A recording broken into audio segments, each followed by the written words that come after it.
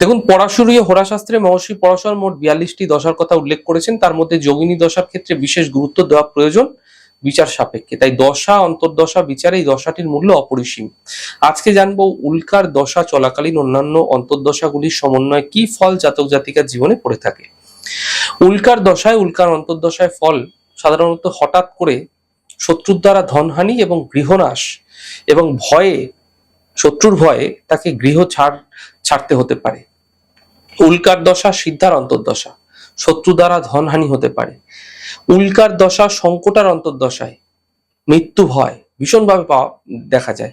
স্ত্রী, সন্তান, দাস দাসী যারা থাকে না, অর্থাৎ বাড়িতে যারা পরিচারিকা থাকে তাদের দ্বারাও সমস্যা আসে, ঝঞ্ঝাট আসে। উল্কার দশা মঙ্গলার অন্তর্দশা যদি চলছে তাহলে ধন, মিত্র, স্ত্রী সুখ বৃদ্ধি পায়।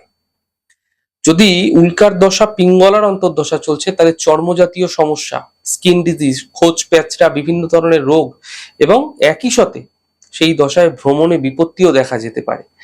উল্কার দশায় ধন্যার অন্তর্দশায় ধন ও সুখ হানি হতে দেখা যায়। যদি আপনি সুখী ছিলেন তাহলে সুখ হানি হবে, যদি আপনি অর্থবান ছিলেন তাহলে অর্থহানি হবে, অসুস্থতা লেগেই থাকবে। স্ত্রী, পুত্র, সন্তান সকলের সঙ্গে কিন্তু আপনার একটা বিবাদ বিতণ্ডা লেগেই থাকবে।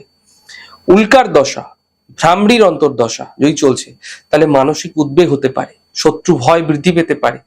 উল্কার দশা ভদ্রিকার অন্তর্দশা যদি চলছে তাহলে ধনলাভ, ভূষণ বস্ত্র হানি এবং বংশ বা মিত্রপক্ষের কারো সুখ সৌভাগ্য বৃদ্ধি হতেও দেখা যেতে পারে।